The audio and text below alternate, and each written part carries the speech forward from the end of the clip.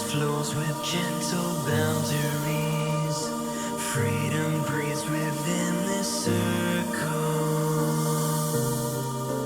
Open circle, we are here. Open circle, drawing near.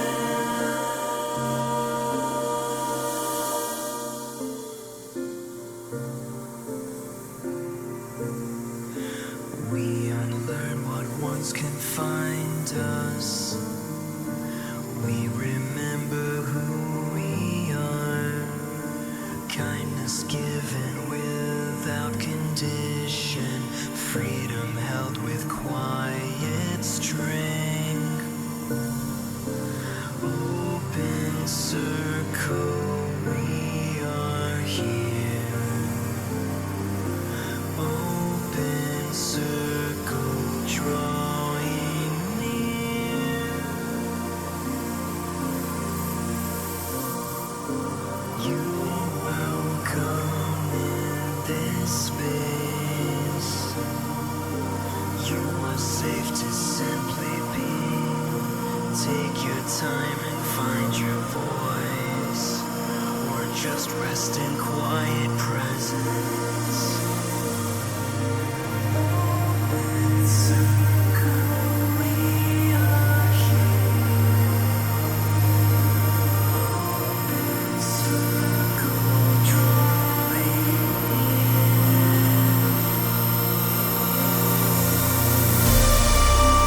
Open circle, holds us now.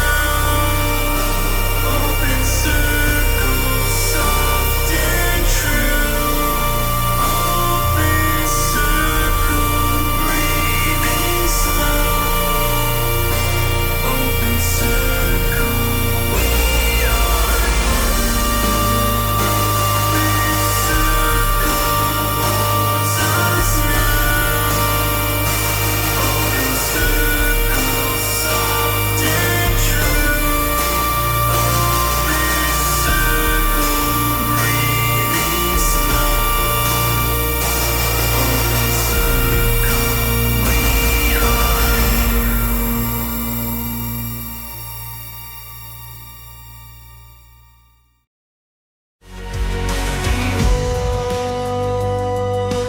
The Enigma machine, it's frightening,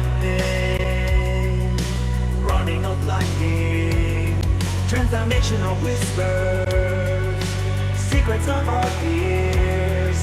In this manor of mysteries, truth revealed. Enigma machine.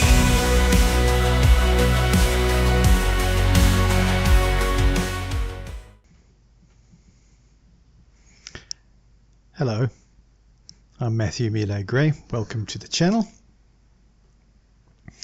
Welcome to another episode of the Open Circle. So whether you are joining from South Africa or the United Kingdom or elsewhere, might be the United States of America, it could be anywhere on the planet, you are welcome here. So this is a shared space, it's a listening space, and for some, perhaps even a healing space.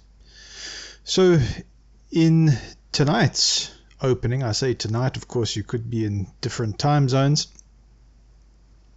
This particular open circle is inspired by a guest request. Somebody many of you may recognize from live chat or from some appearances, and that's Peps 1975, joining from Birmingham in the UK. So Peps, thank you for your question. Yes, you have sounded like somebody to me as navigating life beyond negative high control systems or negative high control religious environment.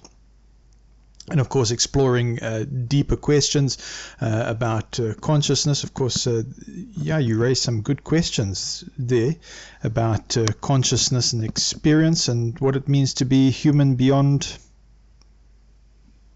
imposed frameworks.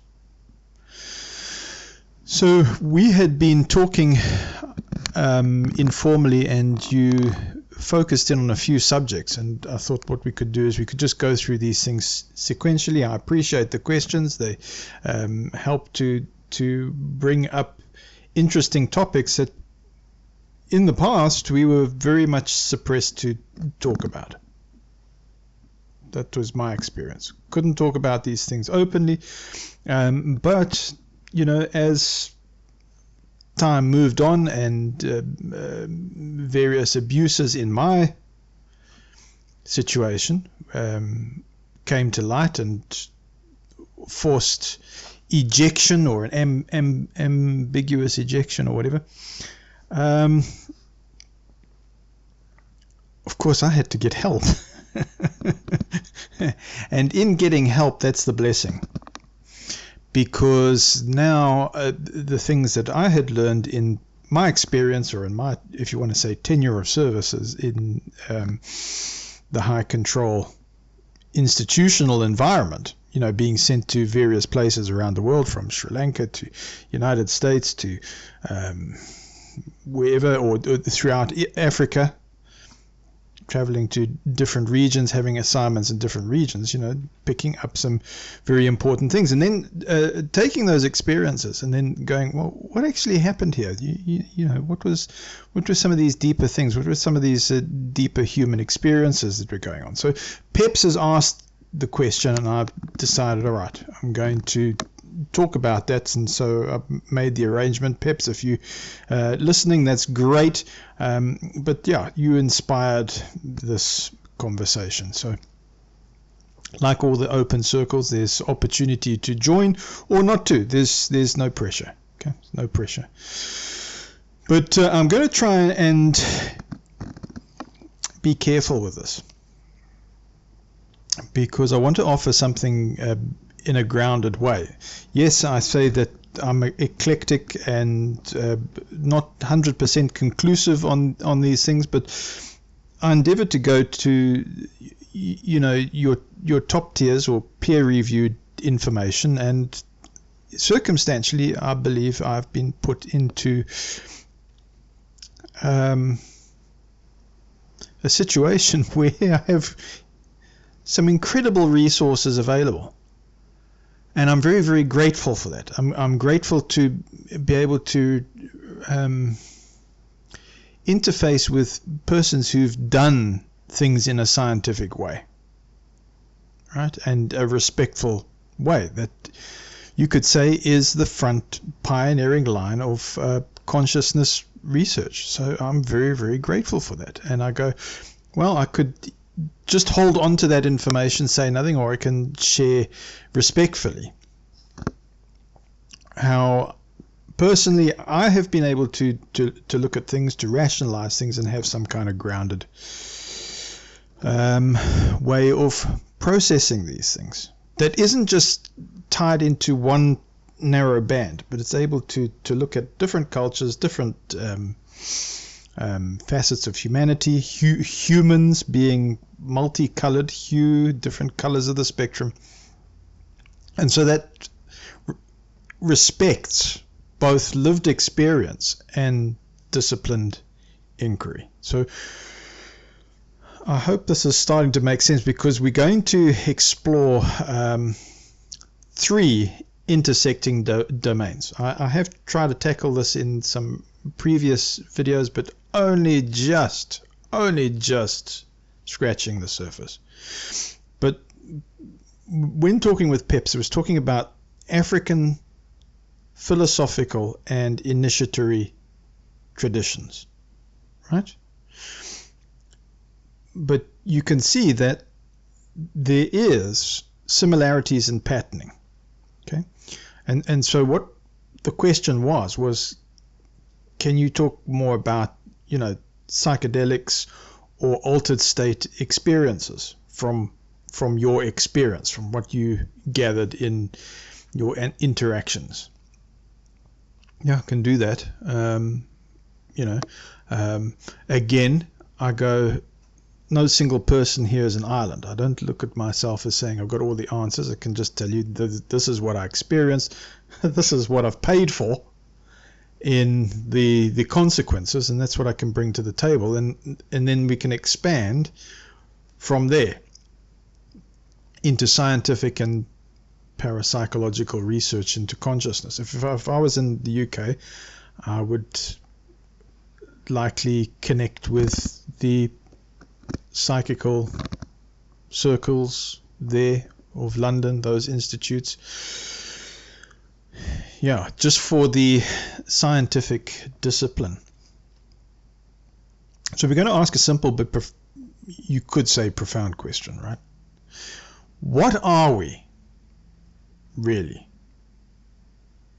when we how can I say step beyond a purely material model of reality?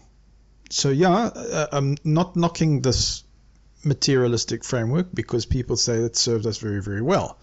It's got us to where we are. But let's begin with, I hope, a solid foundation here. So from my own lived experience across parts of Southern Africa, one of the most important conceptual anchors is Ubuntu. Now, I'm not talking about the computer operating system, although, it's well named. Ubuntu is often translated as a person is a person through other persons. So you have this idea of family, you have this idea of being close-knit, and also a combination of consciousness. And already I can see that, just by saying that, this translation barely scratches the surface, because Ubuntu isn't just an ethical idea.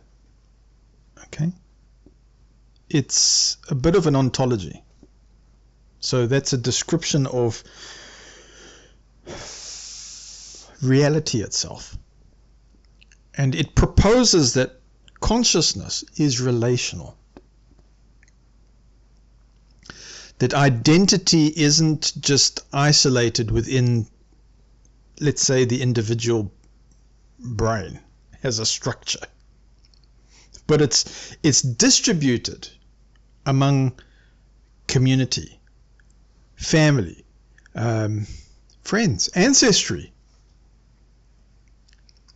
And I've emphasized memory in the now, from the past coming into now and living. And so that brings into focus time, or timeless awareness, past, future, present. So in this view, you are not just you. So the way that I hear it put, that I think is elegant, is you are a node in a living continuum. So closely related to this is the Shona concepts, because that's where I did work a lot in that language. I was giving talks in Shona language, and so and also having involvement in the arts.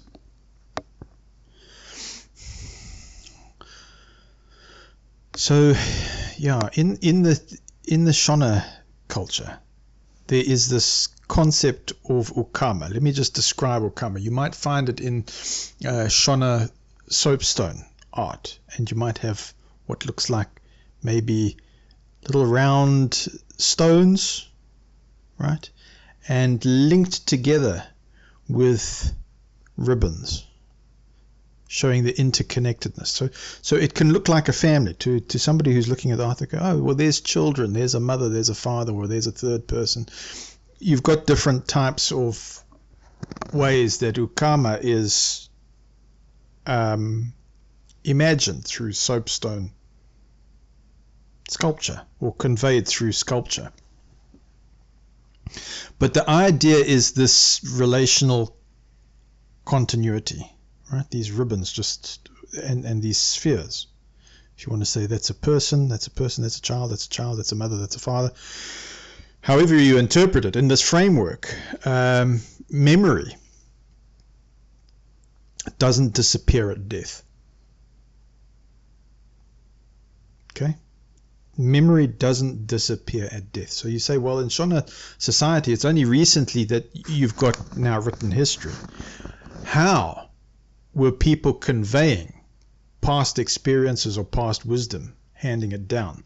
Oral tradition? Yeah. But what if that becomes faulty? So we'll get into this. We'll get into this. We'll get into this idea of holding data accurately and passing it on accurately. Because in this framework, memory, what did I say, doesn't disappear at death. It transforms. It persists. In family lines, in behavioral patterns, in the language itself, right? In the actual language, in oral tradition, and I could say possibly in ways we don't fully understand scientifically, but we've made a lot of progress. Now, I want to just be clear here, very, very clear, right? Because I realize getting into, again, what do I say, the controversial hot water. I know this only too well, the controversies that surround this. And I want to just say this. I'm not presenting this as dogma. This is just a framework. It's a lens, right? To be able to practically look at this and work things out. And I hope it's a framework that is interesting. I want it to be interesting. I want it to be enjoyable, but that it begins to echo certain strands of modern research. So we're going to pivot gently into the second domain. And that's the altered states of consciousness, right? So when Peps was raising an interest in, substance, let's go into psychedelics, Matt. What can you bring to the table there? I was thinking of Iboga, Iboga, or if you want the pure extract, done in a laboratory, for instance, with proper pharmaceutical conditions, it's Ibogaine, Ibogaine.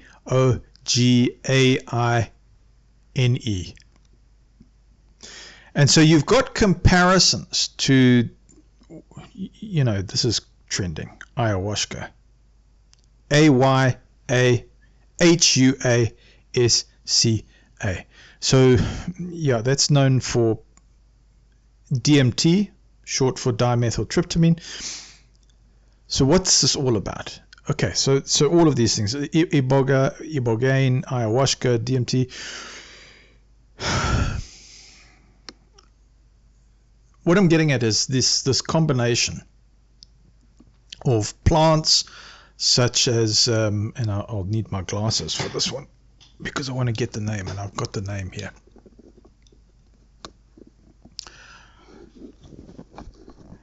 Banisteriopsis, Banisteriopsis, Carpi, Caapi, and Psychotria viridis, Psychotriaviridis. Okay, right. So I've got those names. Okay. Now that might be a bit challenging, but these substances are often described as ego dissolving and memory activating. What's going on? It's all the brain firing up here, all the synapses, what's going on? You know, we scan it, we can see activity going on. And these things are deeply confrontational, right? So I'm thinking of places like Gabon, where you've got Bwiti traditions. When I say Bwiti, B-W-I-T-I. And so Iboga is sometimes described metaphorically as a strict father. So ayahuasca, you hear, is like the mother, right? Feminine, nurturing, maternal, okay, all right. Although you can have a very deep experiences, I think that's an understatement, but I'm just trying to hear, though it might be imperfect, just compare what is said about Iboga. It's metaphorically like being confronted with a very strict father. Okay, it's not comforting, it's not gentle. There's even a danger aspect here, okay? And it's corrective. And it's reported to induce life review experiences. Encounters with symbolic, ancestral figures, okay, archetypes. And it states resembling near-death experiences. This is why, you know, approach with caution, folks. So from a scientific standpoint, research into psychedelics, particularly psilocybin and DMT, dimethyltryptamine, has shown measurable effects on the default mode network associated with ego identity, our emotional processing, and I'm guessing with Pep's question, trauma integration, right? So there's a credible, peer-reviewed amount of research suggesting potential therapeutic benefits, right? So when it comes to Iboga or Ibogaine, they're even showing, hang on, somebody who's got addicted to something harmful, it can help with that. Helping with post-traumatic stress disorder, PTSD, severe depression, clinical depression. Now, this is very, very critical. This is very, very important, this part, because I'm going to say, however, these substances also carry serious risks. I mean, you can have psychological destabilization, physiological strain, especially with something like Ibogaine. And here's another one. In some cases, you've got legal consequences depending on your jurisdiction. Okay, we need to make that very, very clear. So while talking about this, I'm happy to talk about it and say this is what I've learned. This is what I've seen in experiences and in dealing with people. What we're talking about is not an endorsement. All right? We're building safe community here. All right. What I'm saying is this is an acknowledgement. An acknowledgement. This is an acknowledgement of a domain of human experience that exists, and it's being studied. It's not neglected. This is pioneering frontline stuff. So here's where the conversation, I hope, is becoming more interesting, because it's a tricky subject, because all these altered states are not limited to just substances. So across cultures, including African, you want to say Tibetan, even clinical settings, we find non-pharmaceutical, or no, that's not quite right. Non-pharmacological pathways. So here's one I actually learned as in the institute, right? In the middle of the institute, from my teachers, from those that were, how can I say, guiding me or shaping me, my instructor. Okay, and we traveled around the world together. In JW, we did. And so he would do holotropic breath work, deep breathing, all this, right? Taking in the deep breaths, retaining it, blowing your air out. So you've got your controlled hypoxia. Some would say, oh, this is this is controlled hypoxia. And deep meditation, which you go, well, that's not what's taught in JW. Now, bear in mind, my instructor was a Gilead instructor, right? Now, he was doing this, and it puts you into a deep meditation, contrary to what's, I could say, taught on the surface level in the, if you want to say, the normal congregation level. Because they say deep meditation on the congregation level is filling your mind with the Bible and keeping your mind running so that you push the demons out.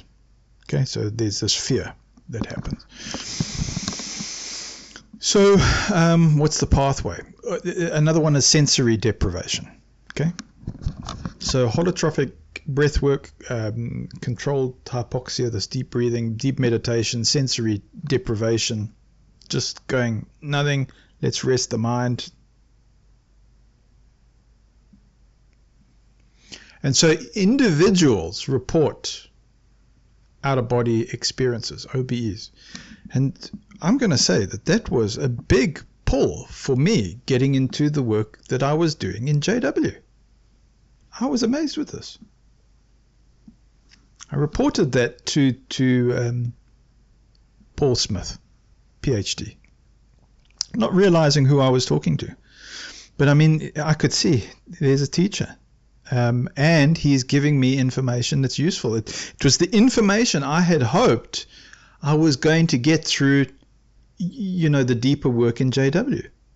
And in a roundabout way, getting pushed out because of, the things that I've discussed. It's done me a favor, because now, in getting the help that was needed, I'm offering services and going, how can I still remain useful? How can I get function back? I get put into these circles like with Paul Smith, and I'm given just the information that dignifies it and in an accurate way, right? So what do individuals report? OBEs, that's what? Out-of-body experiences, okay? NDEs, near-death experiences or ego death. Encounters with structured, seemingly external environments. Now, again, interpretation varies. Got to acknowledge that, right? Can't be dogmatic on this. So the questions that come up are these just neurological events? Matt, isn't this just an archetypal projection? I mean, you've got that with the Aborigines out in Australia, Matt, or you've got this happening in Peru, or you've got that happening throughout Africa. I mean, what are you talking about? These things are common. And I worked with sign language community, those who were hearing impaired, or the deaf community, however you say that wherever you are in the world.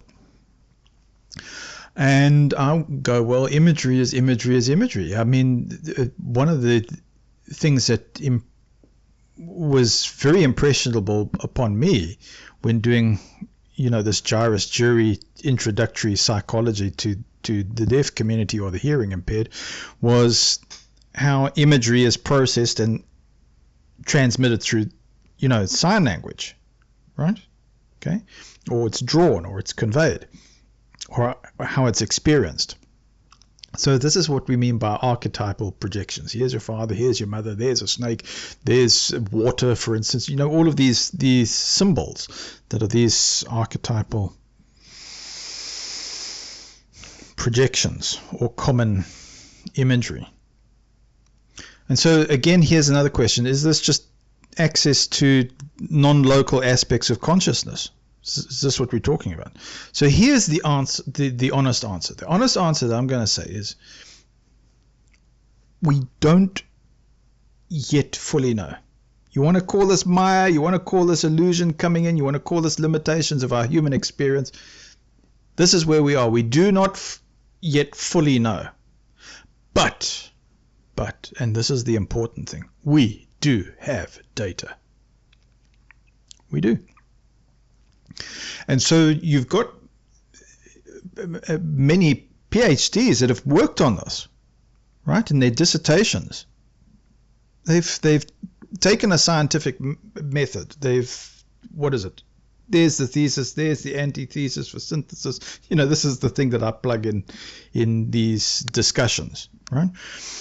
The data exists, and this is what brings us to our third domain. Okay, number 3. That is the scientific and parapsychological research. And for a long time, you mentioned parapsychological. This is taboo. No, this isn't compatible with scientism. But you have programs such as the U.S. government funded Stargate project. You've heard me pipe up about this. Conducted at SRI, International. It's explored in what is known as remote viewing, controlled remote viewing, or scientific remote viewing. Okay, let me just differentiate. Just remote viewing, right? So you've got researchers like Russell Targ, Harold Poroff, who else? Paul H. Smith, right? And so, Ingo Swann, I can think of him with them. They developed protocols to test whether individuals could perceive information beyond conventional sensory channels.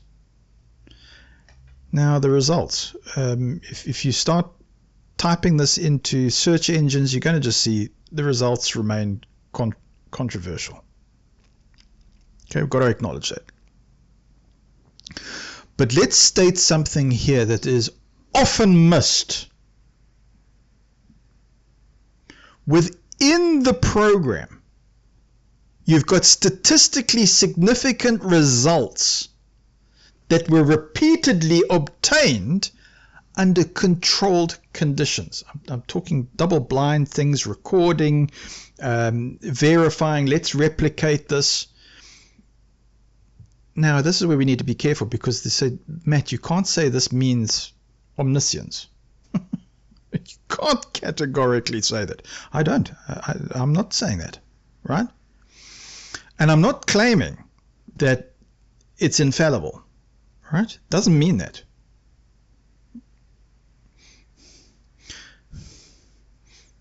It does suggest that consciousness is not entirely confined in the brain. There you go, there's a brain, boom, let's put it in a jar and that's where consciousness exists.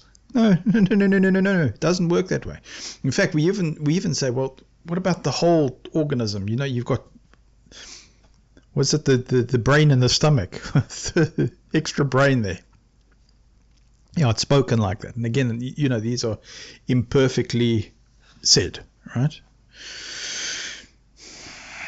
So similarly, figures like Jacques Vallée, let me spell that, JACQUES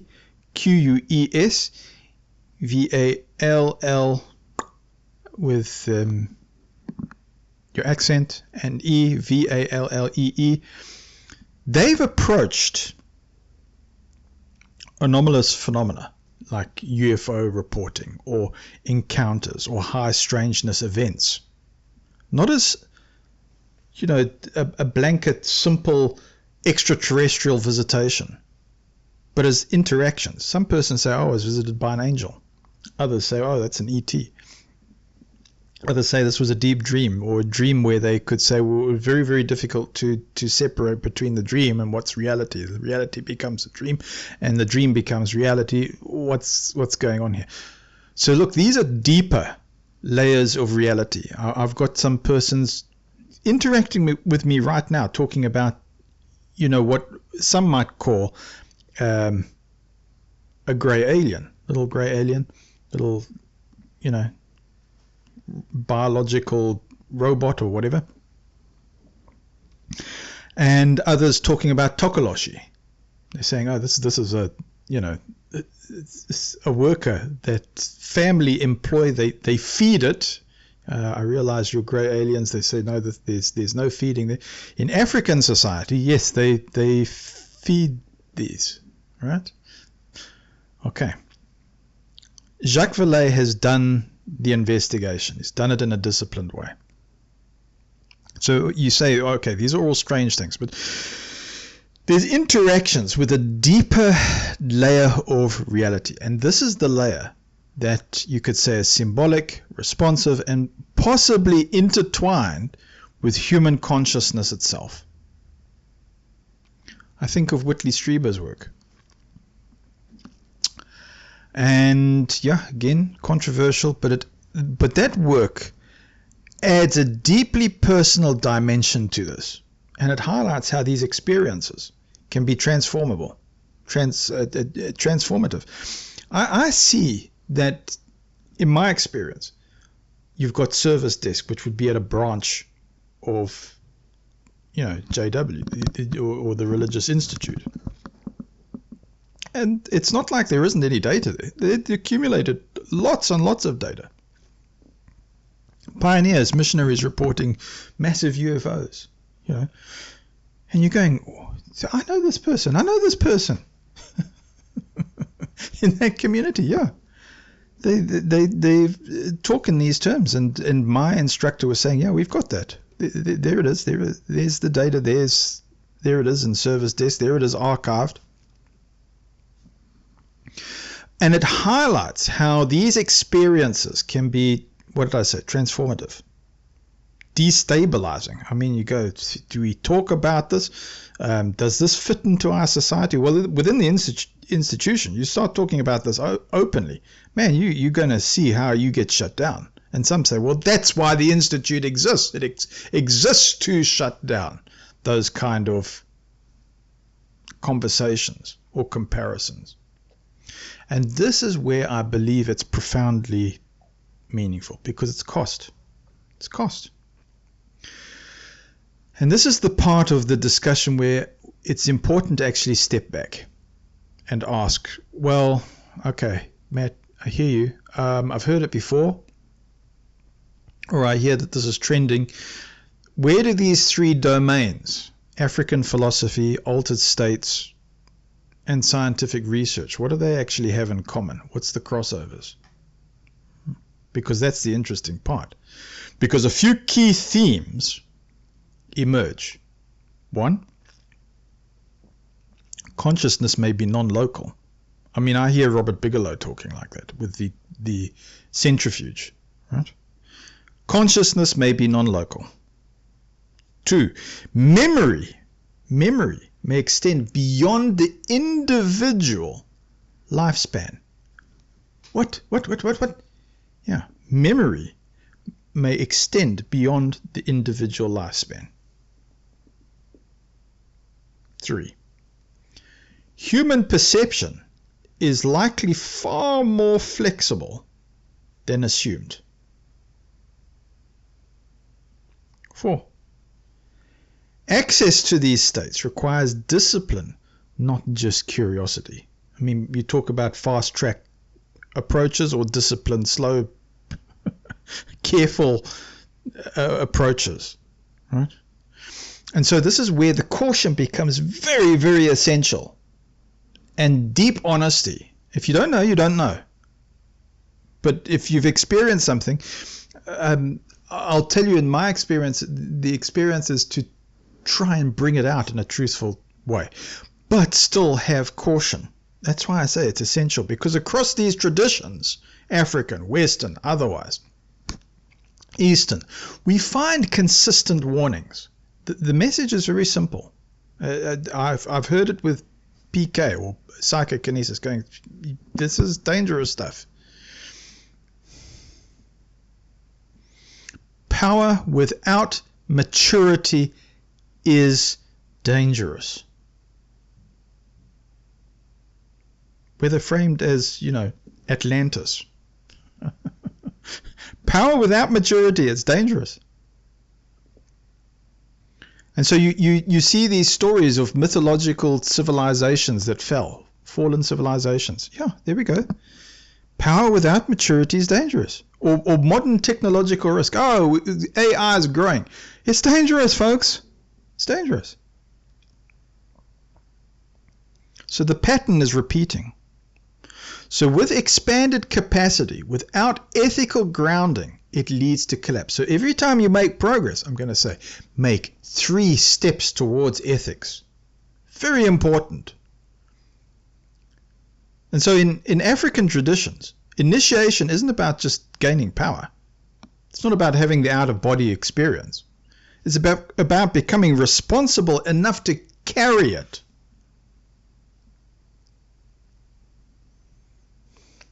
So when you get an experience like symbolic death, with a literal, oh, my heart stopped, I was resuscitated. Ordeal, trauma, altered states. They're meant to strip away the ego structures, not inflate them. So I want to come back to Pep's question. And to anybody who's listening, who's exploring these spaces, the real question is not, oh, how do I have an out-of-body experience? Or how do I access higher states? Matt, why don't you teach us, this controlled hypoxia, Timu, whatever. How do I access higher states? What were you doing with this, Gilead instructor? The deeper question is, what will I do with that access? And man, I carried that for years. That put me into fear, because I was going, if I've got this power to do things, I can see the potential. How do I not make a mistake if there's people's lives in my hands? And that was where my experience with JW came in, and I was closely talking with the governing body, and they were saying, Matt, yeah, you're going to need 20 years of discipline before you can even start with this. They were giving me that information. So the proper question in a disciplined way, ethical way, is what do I do with that access with great responsibility or great power? What do I say? I'm sort of mixing it around, but with great power comes great responsibility. That's the saying, right? Because there are other pathways. You don't need substances. You don't need, shot of DMT in an ayahuasca ceremony or iboga or ibogaine. You don't need those substances. You don't need extreme practices. You don't need to be in these life or death situations. Okay? Disciplined approaches such as meditation, breathwork, structured remote viewing training in a proper, honest, candid way, or psychological integration, these can open similar doors. I mean, even writing down your dreams. Oh, I'm in touch with dreams. I remember my dreams. Having a dream diary. They can open similar doors more slowly, and I'm going to say more safely and with greater integration. And so this brings us finally to the ethical anchor. You want to say African or African language or Bantu language, whatever. I'm going to just say human experience. You come to this word Ubuntu. Because if consciousness is relational, if we're part of a continuum, this circle, cycle, Ouroboros, okay, infinity, then any expansion of awareness must serve connection, healing, and balance. That's been my approach. I don't go, this is just escape, or okay, there's a saying among friends, prison break prison. Okay, so this isn't just escape. It's not superiority. It's not control, right? And again, I realize that it might be imperfect the way that I'm conveying this. I'm just trying to open the space for conversation, to dignify what Peps has asked, you know. So I want to say this clearly to Peps and to anybody who's walking a similar path. You know, your curiosity, it's valid, your experience matters, and the path forward isn't just about chasing intensity, it's about integration. And I'm going to say, you make a step forward here on these deeper things, take 3 steps towards ethics. Because it's about becoming stable enough, grounded enough, and clear enough to engage with these questions without losing yourself. And so, yeah, I'm going to emphasize, we're not here to impose conclusions. We are exploring carefully, respectfully, and together with the best we have, the frontline peer review information that's honest and candid.